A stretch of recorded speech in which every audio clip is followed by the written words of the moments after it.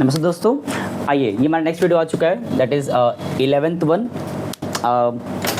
अभी हम लोग ने दरअसल कल का जो क्लास था वो ज़्यादा इम्पोर्टेंट था, बिकॉज़ वहाँ तुम लोग ने बेसिकली दोबारा से वो सवाल लगाया था जिसमें कि एज अ होल सब कुछ मिला के दिया था। आज का क्लास बेसिकली हमारा कोई नया सवाल तो नहीं होगा लेकिन एक टॉपिक रहेगा जो हमने कल स्किप किया था बिकॉज कल टाइम बहुत लग गया था एंड वो टॉपिक हो नहीं पाया था कल, जिसका क्या नाम था, लोन अकाउंट।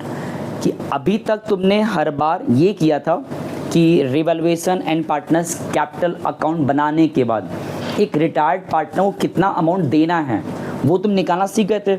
इफ़ पेमेंट कर दिया ऑन द स्पॉट तो पेमेंट भी कर दे रहे थे टू कैश लिख करके, बट आमतौर पे जब पेमेंट की बात नहीं कहता था तो वहाँ पे हम लोग टू उस पर्सन का नाम लोन अकाउंट लिखते थे। जैसे जो कल का सवाल था वहाँ तुमने लिखा था, वहाँ तुम बना जनरल एंट्रीज रहे थे, अगर लेजर बनाए भी होते तो पार्टनर्स कैपिटल में लिखते तुम 2G लोन, जितना अमाउंट हमने कल निकाल के रखा था वहाँ पे ना। तो वो जो लोन का अमाउंट है नॉर्मली एग्जाम में कहता नहीं है एक साथ कि भाई prepare revaluation account, partners capital account and loan account, तीनों एक साथ नहीं कहता है, बिल्कुल भी नहीं कहता। इनफैक्ट बीते 4-5 सालों में लोन वाला अप्रोच एक या दो ही बार आया होगा, या वो भी बहुत रेयरली आया होगा, तो ये आता लिमिटेड है। बट एक बार को हिंट के लेवल पे समझ तो लो कि अगर इन केस एग्ज़ाम में लोन वाला आ जाए तो कैसे करोगे। और ये ध्यान देना, अगर लोन वाला कॉन्सेप्ट एग्ज़ाम में आता है तो तुम्हें बना बनाया एक वो जो था फिगर कि जो पार्टनर रिटायर करता है उसका कितना एग्रीगेट अमाउंट बना, सारा प्रोसेस पूरा करने के बाद, मतलब रिवैल्यूएशन, रिजर्व्स, गुडविल जो उसको देते हो वैल्यूड वाला, सब कुछ देने लेने के बाद उसके हिस्से का कितना पैसा बन रहा है लोन के तौर पे, वो तुम्हें बना बनाया क्वेश्चन में दिया रहेगा। हम लोग ने कल सॉल्व किया था, लेकिन जब एग्ज़ाम में लोन वाला क्वेश्चन आता है तो वहाँ तुमको बना बनाया गारंटीड दिया रहेगा। तो यहाँ पे हमने कल सॉल्व किया था ना, क्वेश्चन 44 का बात कर रहे हैं हम। ओपन करो किताब, वहाँ तुमने ये बनाया होगा लास्ट एंट्री, ओपन करो, और वो जो एंट्री था आखिरी वाला जहाँ पे तुमने बनाया था क्या चीज़ याद करो,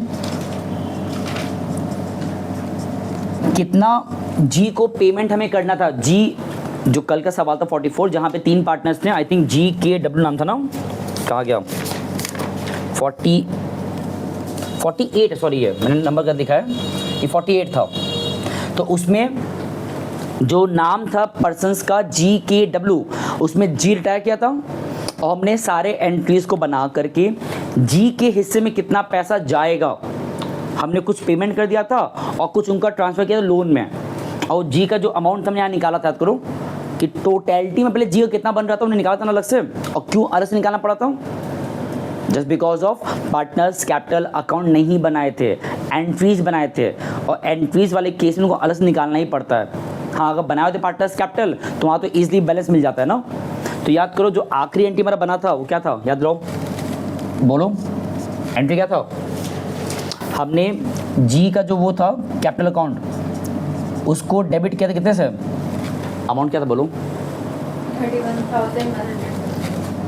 31,100 ये हमने कल यहाँ पे निकाला था। तो जो ये क्वेश्चन देखने आ रहे हैं 100% उनको कल वाला क्लास जानना ही पड़ेगा। हालांकि कोई बहुत बड़ा दिक्कत भी नहीं है, वो आज इतना सिर्फ कर सकते हैं कि इस अमाउंट को फॉर अ वाइल ये मान लें कि ये क्वेश्चन में गिवन दिया है कि मतलब एक जी पार्टनर रिटायर कर रहा है आउट ऑफ 3 पार्टनर्स में से, और उसको इतना पैसा देना था at the time of his retirement, जिसमें से फर्म ने क्या किया, कुछ पैसा पे कर दिया ऑन द स्पॉट।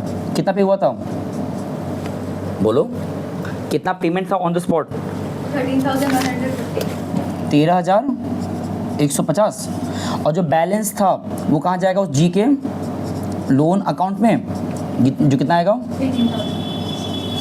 तो हमने यहाँ तक कल किया था, और इसी के तुरंत बाद हमको बेसिकली इस लोन अकाउंट का जो हमने ओपन किया 18,000 का, हमें इस लोन अकाउंट का क्या दिखाना है, पेमेंट। अगेन कह रहे हैं एग्ज़ाम में एक साथ इतना कुछ नहीं देने वाला, बट तुम्हारा काम क्या है, हर एस्पेक्ट को एक एक करके सीख लो। हम लोग ने बीते 4-5 सवालों में क्या किस पे फोकस किया है कि अगर कोई पार्टनर छोड़ के जा रहा है फर्म को तो रिवैल्यूएशन पार्टनर्स कैपिटल अकाउंट कैसे बनता है वो तुमने काम किया। कल वाले सवाल तुमने क्या देखा कि अगर पार्टनर छोड़ के जा रहा है, लाइक यहाँ पे जी जा रहा था, जी कैपिटल मतलब जी पार्टनर, तो इन दैट केस एंट्रीज कैसे बनाओगे, होता उसी प्रकार से है जैसे तुम बनाते हो लेजर्स, लेकिन कल जो मैंने बताया था तरीका कि डायरेक्टली कैसे एंट्री बन सकता है, तो वो तुमने कल जाना। और जो लास्ट एंट्री था कि जी के हिस्से का कितना पैसा बना, वो तुमने निकालना कल सीखा था। और बाकी फिर कुछ पेमेंट क्वेश्चन में कहा था तो मैंने पेमेंट दिखाया, और जो बैलेंस बच गया, ये हमारा बैलेंसिंग फिगर था, उस बैलेंसिंग फिगर को हमने कहाँ ट्रांसफर कर दिया, उसके लोन में। आमतौर पे क्या होता है ना, हम उस पूरे पैसे को ट्रांसफ़र करते हैं लोन में, अगर कैश की बात ही ना कहे, बट यहाँ तो कैश कहा था ना। अब सवाल क्या है कि इसका तुमको पेमेंट दिखाना है जी के लोन में, जो मैंने यहाँ पे स्ट्रक्चर बना के रखा है पहले से। इसको पुट करने से पहले तुम लोग के लिए छोटा सा हिंट है, हिंट भी जानने से पहले ये जान लो कि क्वेश्चन में कहा है हमें इस जी का पेमेंट करना है विथ 3 इंस्टॉलमेंट में। क्वेश्चन में लिखा है, हम पढ़ दे रहे हैं, लास्ट पॉइंट पढ़ो, कहाँ गया, ये रहा, लिखा है 13,150 what to be paid to G on the spot, payment हो गया, and the balance due to him what was to be paid in 3 equal installment। हमें इसको 3 equal installment में पे करना है, वो भी कैसे, इंटरेस्ट रेट दे दिया है 12% पर एनम, 12% पर एनम। और याद करो ये जो जी पर्सन था, ये फर्म को कब छोड़ा गया था, जो जी का वो था रिटायरमेंट डेट, ये इसने रिटायर किया था कब, जाके देखो उसमें लिखा है स्टार्टिंग में डेट लिखा था उसका, ऑन अप्रैल, टॉप पे लिखा है ऑन अप्रैल 1 19, अप्रैल 1 19। एक्चुअली वो फर्म को छोड़ा है 19 के 1 अप्रैल को। अब यहाँ पे तुम्हें इसका दिखाना है पेमेंट, और पता है हिंट क्या है, इसका जो पेमेंट होता है, जो हम लोग कल जान सकते थे अगर टाइम बचता, वो बेसिकली मैच करता है डेप्रिसिएशन वाले अप्रोच से। नॉट ये डेप्रेशन नहीं है, बट उस तरह से दिमाग लगाओगे कि तुमने मान लो पहले साल कुछ पे कर दिया, पैसा कम हो गया, सेकेंड ईयर पे कर दिया, पैसा और कम हो गया, फिर थर्ड ईयर पूरा पे कर दिया, काम खत्म। जैसे एक मशीन अगर मान लो 60,000 का है, तुमको उसको जीरो करना है 3 साल के अंदर, तो तुमने क्या किया, 60,000, फिर तुमने 20,000 डेप्रेशन लगा दिया, बचा 40,000, फिर 20,000 फिर डेप्रेशन लगाया, 20,000 बचा, और फिर अगेन 20,000 डेप्रेशन लगा, जीरो हो गया। तो जो ये माइंडसेट था कि हम जितना अमाउंट होता है उसको डिक्रीज करते चले जाते हैं स्टेप बाय स्टेप, वो यहाँ पे भी लगाओगे। बस ये ध्यान रखना इसका शुरुआत कैसे करते हो। ये जो जी का लोन है, ये फर्म के लिए क्या है, एसेट्स या लायबिलिटी, लायबिलिटी फर्म के लिए क्या है, एसेट्स लायबिलिटी है ना। और बिकॉज लायबिलिटी है तो लायबिलिटी का कोई भी ओपनिंग कहाँ जाता है,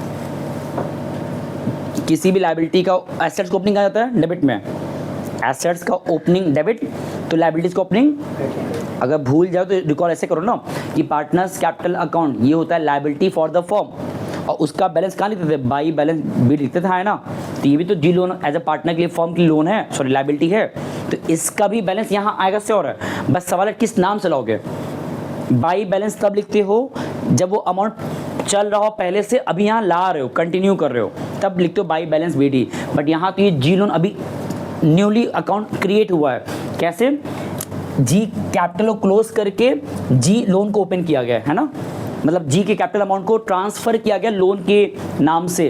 तो यहाँ जब लाओगे पहला इसका इनिशियल ओपनिंग क्या लिखोगे यहाँ पे, बाई जी कैपिटल अकाउंट, कितना अमाउंट है। अब सबसे इंपॉर्टेंट डेट, इसका डेट ध्यान देना कैसे लिखोगे, जिस दिन वो फर्म को छोड़ा है 1 अप्रैल को, सारा जो ट्रीटमेंट है पैसे को जो तुम जी का प्रोवाइड कराते हो वो यहाँ पे आएगा 2019 1 अप्रैल। तो ये हमने अभी स्टार्ट किया है, मतलब जी के कैपिटल को यहाँ ट्रांसफ़र किया लोन में, उधर हो गया। अब तुम्हारा काम खत्म, ज़्यादा बुक का नीड नहीं। अब देखो, अब तुम्हें इसके बाद एक एक करके सिर्फ क्या करना है, हर 1 साल इंटरेस्ट को जोड़ते हुए पेमेंट करना है। और लिखा है 3 इक्वल इंस्टॉलमेंट, तो 18 जगह 3 पार्ट करो कितना होता है, इक्वल इक्वल 6,000 6,000 एंड 6,000।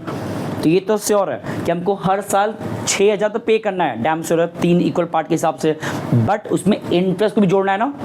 ये जो इंटरेस्ट ये फर्म के लिए क्या है, अगर फर्म इंटरेस्ट पे करेगा लोन पे, उस जी के नाम से जो लोन बना हुआ है उस पर फर्म इंटरेस्ट पे करेगा, तो फर्म के खुद के लिए क्या है, एक्सपेंस। लेकिन ये एक्सपेंस फर्म के लिए है, क्या इनके लिए फ़ायदा है, हाँ है ना। क्योंकि इनका तो पैसा बढ़ जाएगा ना कि इनको अबव 18 जैसे बढ़ा के मिलने वाला है। तो जो भी इंटरेस्ट उस जी के लोन पे मिलेगा जी को, वो उनके लिए फ़ायदा है, और जो इनके लिए फ़ायदा होता है वो यहाँ लिखाता है क्रेडिट साइड में। तो इसका जो एंट्री बनेगा, और एक बात, इंटरेस्ट कब पे होता है, साल के शुरुआत में कि अंत में? एग्जैक्टली तो अगर ये 19 चल रहा था तो ले आओ सीधा 2020 31 मार्च। क्यों? 1 अप्रैल से 31 मार्च पूरा हो गया एक साल। यहाँ लिखोगे by interest on G loan. अब सवाल एक से अमाउंट कितना निकालोगे? सिंपल है, जितना, सुनो, यहाँ पे जितना वो अमाउंट है हमारा लोन का और जितना हमारा इंटरेस्ट दिया है 12%, और ये ध्यान देना बिकॉज वो फर्म को रिटायर किया है, छोड़ा है फर्स्ट डेट पे ही, तो उसको इंटरेस्ट जो मिलेगा साल भर का मिलेगा। तो जो मैंने लिख के रखा सही है, सॉल्व करो, बताओ कितना आ रहा है ये तुम्हारा सॉल्व करने पे आएगा कितना आ रहा है? ठीक है। अब फर्म में कहा गया था भाई आपको 3 पार्ट में पे किया जाएगा। तो जो पहला पार्ट का पेमेंट होगा, जब तुम पेमेंट करोगे तो क्या लोन का अमाउंट घटेगा बढ़ेगा? जब बढ़ता है तो वहाँ लिखते हो। अब जब पेमेंट होना शुरू हो रहा है पहले ही साल से, तो बिकॉज पेमेंट हो रहा है तो उनका लोन का जो अमाउंट है डिक्रीज होने वाला है। तो ये तो श्योर यहाँ पे रिकॉर्डिंग आएगा बिकॉज घटने वाला है। बस सवाल है कि पेमेंट हो रहा है साल के अंत में, तो यहाँ डेट क्या लिखोगे? 2020 31 मार्च, और पेमेंट का मतलब टू कैश। बस सवाल है कितना पे हुआ है, क्या हमने पूरा पे कर दिया एक बार में ही? नहीं, हमने पे किया है ओनली एक इंस्टॉलमेंट। अगर 3 पार्ट में पे करना है तो 18 का 1/3 कितना होता है?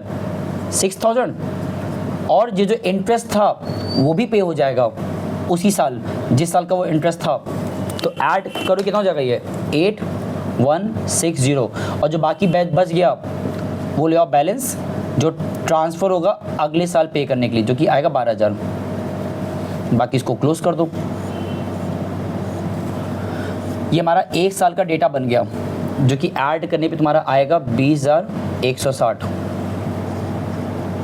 यही प्रोसेस तुमको 3 बार करना है। और ध्यान देना, लोन का पेमेंट बहुत हाईटेक नहीं, तुम परेशान क्या नया आ गया, ये एज लाइक डेप्रिसिएशन की तरह ही है। तुमने अमाउंट लिखा लोन का, उस पर इंटरेस्ट निकाला, जितना पे करने के लिए कहा था कंडीशन के साथ उसको फॉलो किया, विद इंटरेस्ट पेमेंट कर दिया, एंड जो रह गया अब वो ट्रांसफ़र होगा नेक्स्ट अकाउंटिंग ईयर के लिए। अगर 2020 31 मार्च एक साल ख़त्म हुआ है तो नेक्स्ट अकाउंटिंग ईयर इसके जस्ट बाद शुरू होगा 2020 1 अप्रैल। इस तरह से बाई बैलेंस BD 12000।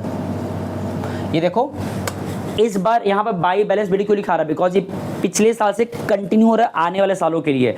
यहाँ पे बाई बैलेंस नहीं लिखा था, क्यों? क्योंकि अभी तो वो जी कैपिटल क्रिएट हुआ था उस नाम से। अब इस साल भी हमने क्या किया है? इंटरेस्ट पे किया होगा साल के अंत आते आते।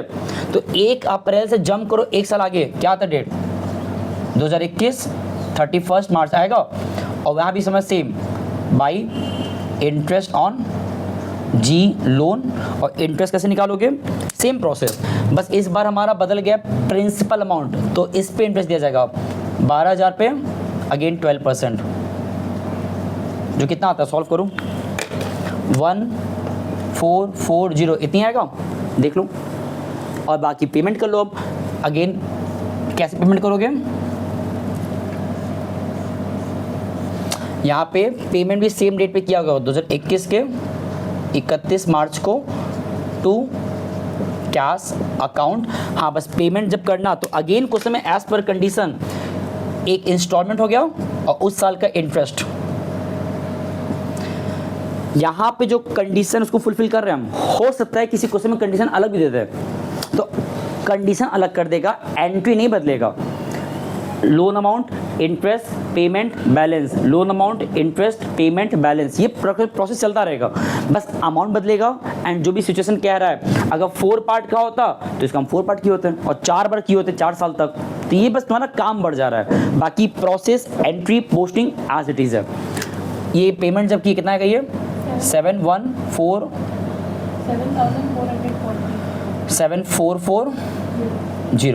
कितना बैलेंस आएगा सेम डेट पे? To balance CD which comes 6000। Add कर लो कितना हो रहा है तुम्हारा 13,440। फिर ये हमारा आखिरी जो बैलेंस है उसको नीचे लाओ फिर से, लास्ट टाइम 21 चल रहा है तो नेक्स्ट ईयर डेट क्या आएगा 22 का 1 अप्रैल।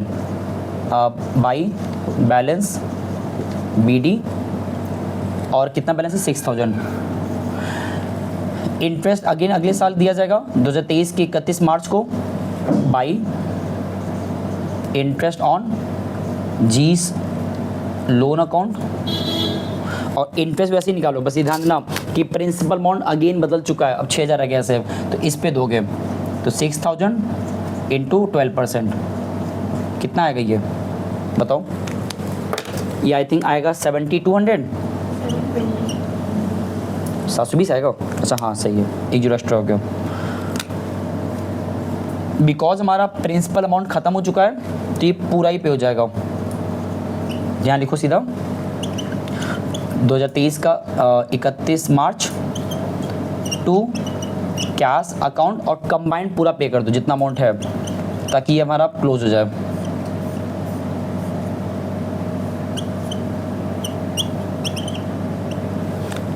इसका अमाउंट कैसे निकला 6,000 प्लस 720। देखो लोन अकाउंट की बात जब क्वेश्चन में कहेगा तो बहुत इसलिए परेशान नहीं होना है, एग्ज़ाम में दोबारा कह रहे हैं इतना कॉम्प्लिकेट करता नहीं क्योंकि एक साथ सब कुछ दे देगा।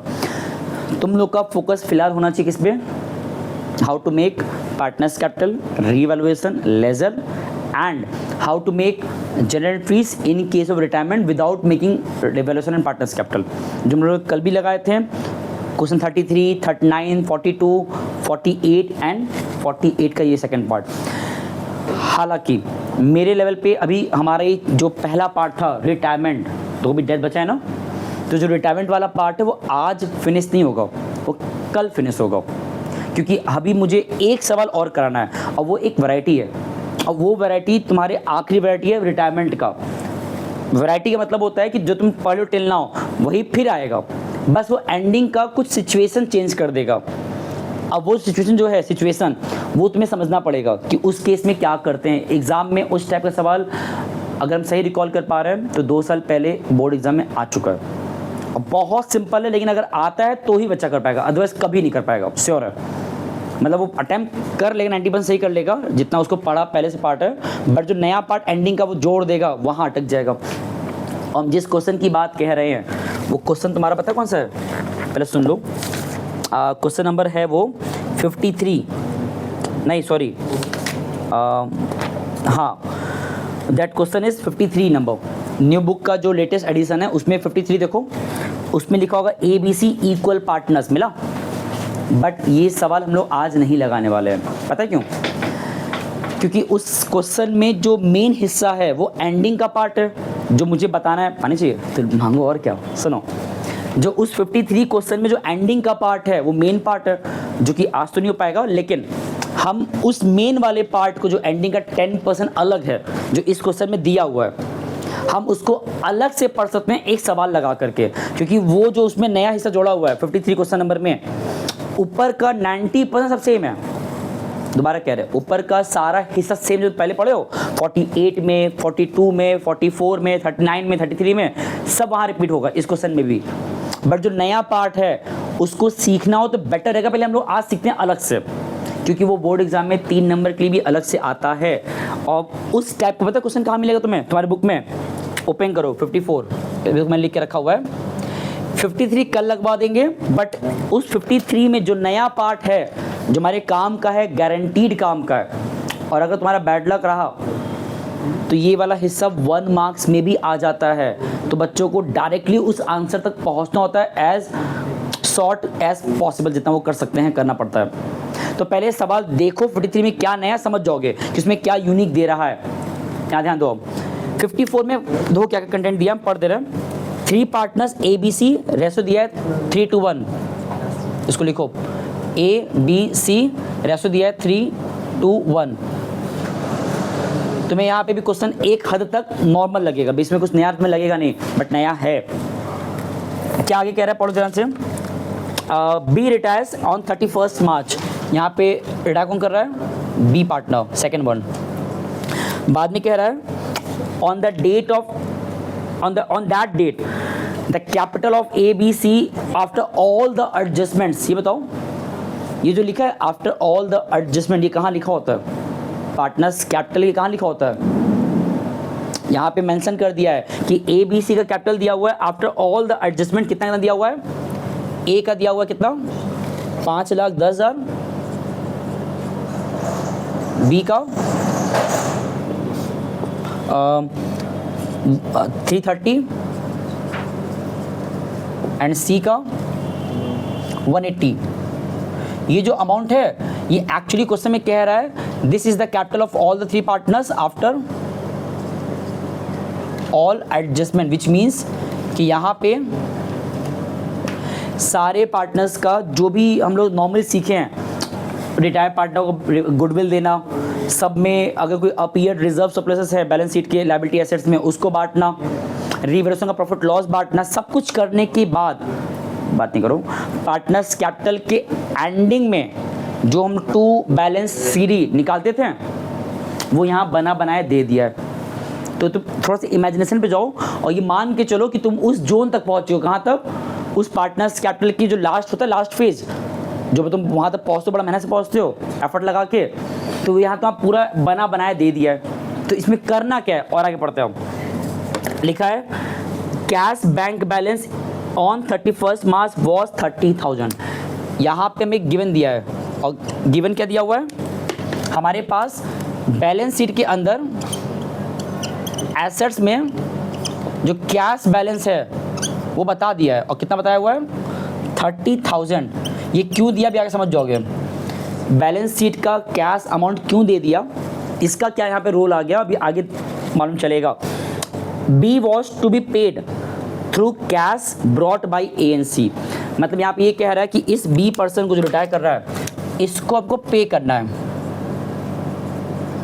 मतलब इसका पैसा लोन में ट्रांसफर नहीं करना है, पे कर देना है। अब पे इस प्रकार करना है, आगे लिखा है पढ़ देते हम कि B was to be paid through cash brought by ANC in a manner, इस तरीके से, कैसा manner? That their capital are proportionate to their new profit sharing ratio, मतलब वो उस बी को इस तरह पे करें, इस तरह पे करें। दो कंडीशन क्या क्या है? सबसे पहला कंडीशन क्या बोल रहा है कि बी को पे करना है ना, और कितना पे करना है? जितना उसका अमाउंट है। कितना उसका अमाउंट है? 3,30,000।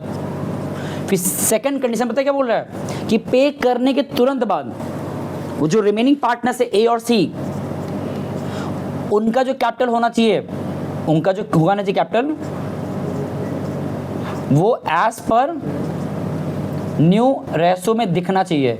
जरा अभी देख के बताओ क्या ए और सी का जो फिलहाल रेशो दिया कैपिटल दिया है, ये देखो दिया है ना 5, 10 और 1, 80, क्या अभी ये एज पर न्यू रेशो में है क्या? यहाँ पे NR दे दिया है 5:3, तो देख के बताओ क्या ये 510 और 180 कहीं से भी 5:3 में दिख रहा है? चाहो तो सॉल्व कर लो, 4 0 कट जाएगा तो 51 और 18 3 से कट रहा है, जो कितना आएगा? यहाँ पे तुम्हारा आएगा 27, नहीं सॉरी 117 आएगा, 17 और 8 आएगा, 17 और 6 आएगा, 17:6 आ रहा है इसका रेशो करने में। और कितना होना चाहिए रेशो? वो मतलब उनके कैपिटल का रेशो ये आना चाहिए था, जो कि अभी के अकॉर्डिंग का निकाल रहे तो कुछ और आ रहा है, 17:6 आ रहा है, मतलब अभी तो फिलहाल ये भी गड़बड़ है। तो क्वेश्चन में दो कंडीशन देख गया कि एक तो पे करना है और पे करने के बाद इनका कैपिटल जो अभी रैंडम दिख रहा है वो होना चाहिए एज पर न्यू रेशियो।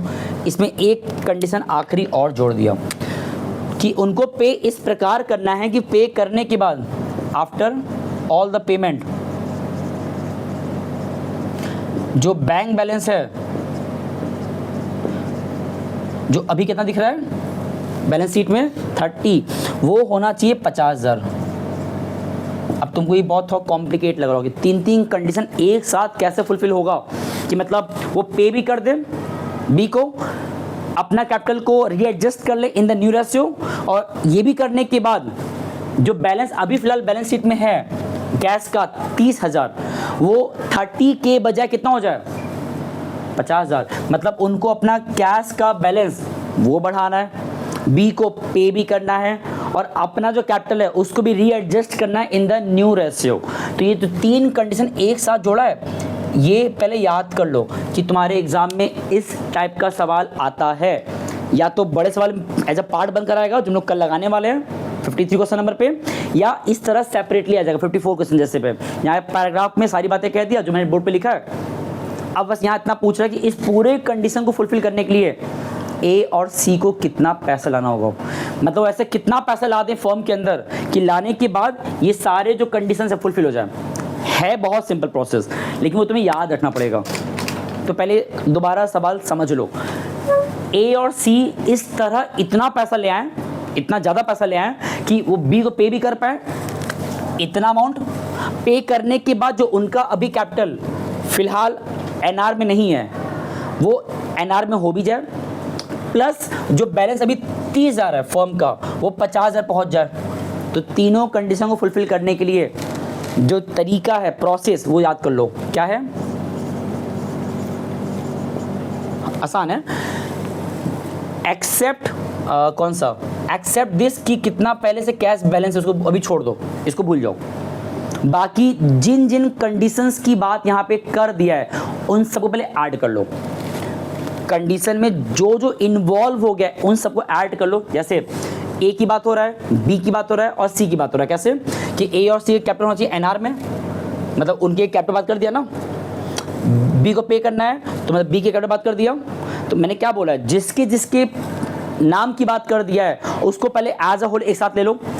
ए का सी का कैपिटल इसकी बात किया है, it should be in NR.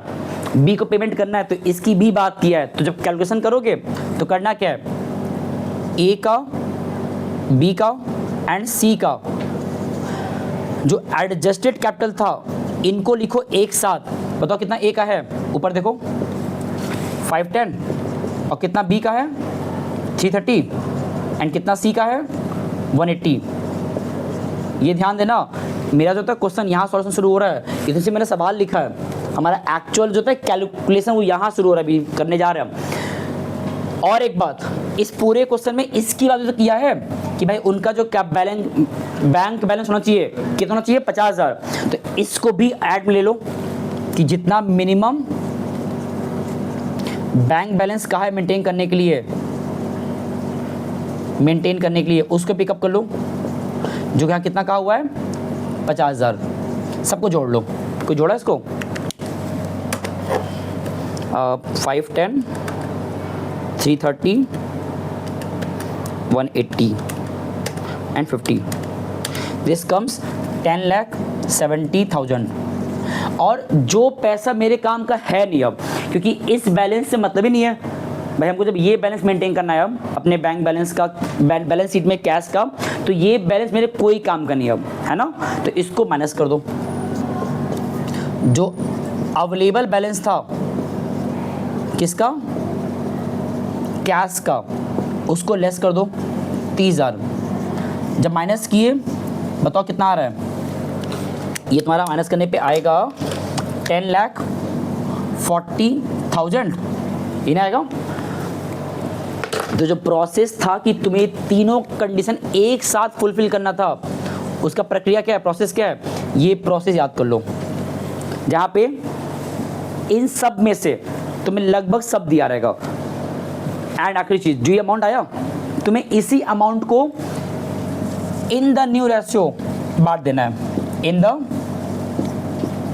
New ratio में बांट देना है। जरा बांटो, बांटना था है ना।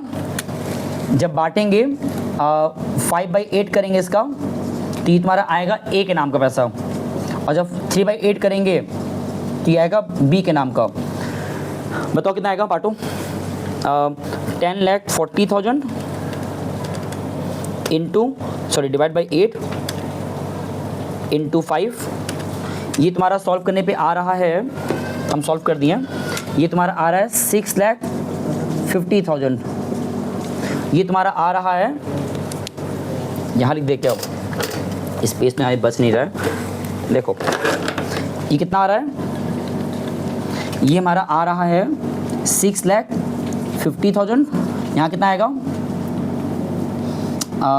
3,90,000। जानते हो क्या आया, 6,50,000 और 3,90,000, पता ही क्या आया? ये उन रिमेनिंग पार्टनर्स का आ गया न्यू कैपिटल।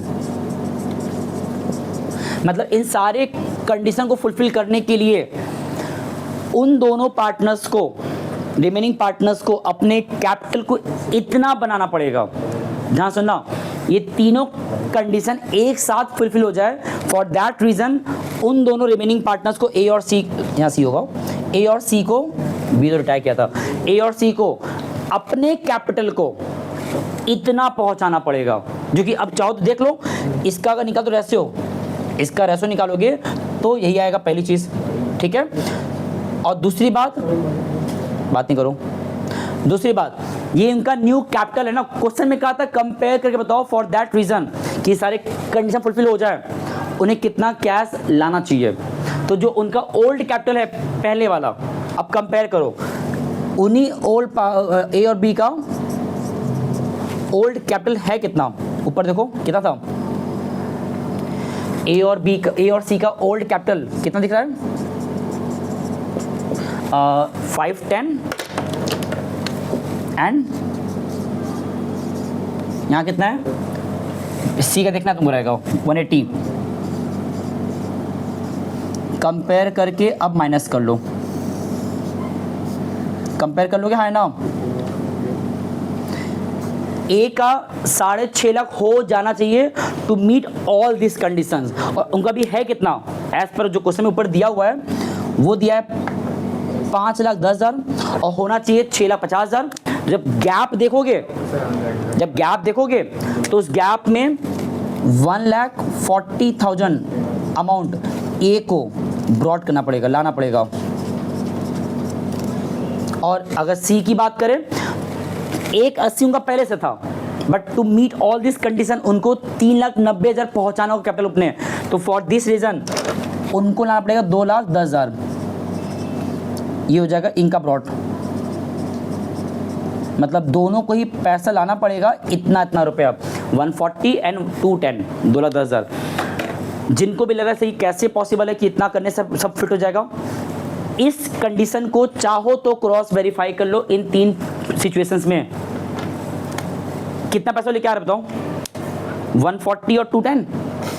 तो ये जो इसका है ना वो वेरिफिकेशन करा रहे थे, वेरिफिकेशन एक 40 लेकर आ रहे हैं और कितना लेकर आ रहे हैं 2,10,000, है ना। इतना लाने पे देखो कितना पैसा फॉर्म में आ गया, गिनो जरा, 3.5 लाख। और कितना पैसा फॉर्म पहले से था, 30,000। कितना हो गया, और कितना पे करना था बी को, कितना बचा, और यही मेंटेन करना था। ये तुम्हें दिखाना नहीं है, बस वेरीफाई कर रहा हूँ कि जितना वो पैसा ला रहे हैं, जितना पैसा पहले से था, ये सब जोड़ के फर्म के हाथ में इतना कैश है, जिसमें से फर्म ने बी का पे कर दिया और पे करने के बाद जो पैसा बचा वो मैच करे 50,000 से। तो ये जो हमने ये प्रोसेस फॉलो किया है और यहाँ तक पहुँचा है, ये वैलिड था। बस ये ध्यान देना, तुम्हें कहीं दिखाना नहीं चाहिए, बस समझो इस चीज़ को। अगर क्वेश्चन में लिखा होता है कि भाई बी को पे करना है and remaining partners want to adjust their capital in the new ratio and still they want to make a minimum balance of cash irrespective of जितना पहले से फर्क नहीं पड़ता, तो इन दैट सिचुएशन जो पहले से है वो तो लेस कर देना, बाकी इन सभी को उनके एडजस्टेड कैपिटल को और जितना क्या नाम था, जितना मेंटेन करना है बैलेंस कैश का, उन सबको ऐड कर लो। इसे मैंने ऐड किया था और ऐड करने में जो आया ये हमारा वो अमाउंट है जितना पैसा फर्म में होना चाहिए था। फिर जितना तुमने बैलेंस मेंटेन करना था, सॉरी जितना पहले था उसको रिमूव कर दो। ये जो अमाउंट आया एंडिंग में उसको रखो इन द न्यू रेशियो। और यही पूरा प्रोसेस हम लोग का जो कल का सवाल होने वाला उसमें रहेगा एंडिंग फेज में, मतलब वहाँ जो बड़ा सवाल रहता है उसमें ये पार्ट जोड़ के देगा सिर्फ।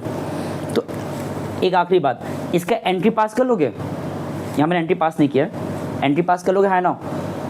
ये दोनों पैसा फॉर्म में आ रहा है ना, तो एंट्री क्या हो जाएगा, cash account debited to A to C. जितना ए ला रहा है जितना सी ला रहा है नीचे लिखो और दोनों को जोड़ के लिख दो कैश में। यहाँ पे एंट्री कहाँ थे उसमें, क्या हाँ कहा है पास द एंट्री, तो इसका एंट्री कहाँ बनाए, स्पेस बचा ही नहीं है, बना लोगे हाँ ना, बस लिख लेना कैश आ रहा है, तो cash account debited to A to C. Clear. ये सवाल मैंने तुमको आज इसलिए करा दिया क्योंकि जब लोग कल मिलेंगे कल, तो उसमें यही सवाल तुम्हारा बड़े सवाल में एज अ पार्ट बन कराने वाला है। और जो लोन वाला अप्रोच था इसको भूलना मत, ये भी एग्जाम में बहुत बार 1-2 मार्क्स में आ जाता है या 3 मार्क्स में आ जाता है। ठीक है, चलो इसको उतार लो। कल का जो क्लास रहेगा वो थोड़ा और इम्पॉर्टेंट होगा, जस्ट बिकॉज ऑफ कल का क्लास हमारा रिटायरमेंट को एंड कराएगा। डेथ पूरा बचा है मुझे पता है, बट अगर रिटायरमेंट हम ढंग से पढ़े हैं, बीते 11 वीडियो और कल का 12वां, बीते 12 वीडियो से लेक्चर से, तो अब डेथ वाला पार्ट लगभग हमने 90% कवर किया है। बस जो नया वाला पार्ट है वहाँ फोकस करना, जो हम करेंगे नेक्स्ट क्लास में। ठीक है, चलो हाँ बढ़िया है, चलो इतना उतार लो बेटा, कल मिलते हैं। ठीक है, थैंक यू सो मच, नमस्ते और धन्यवाद।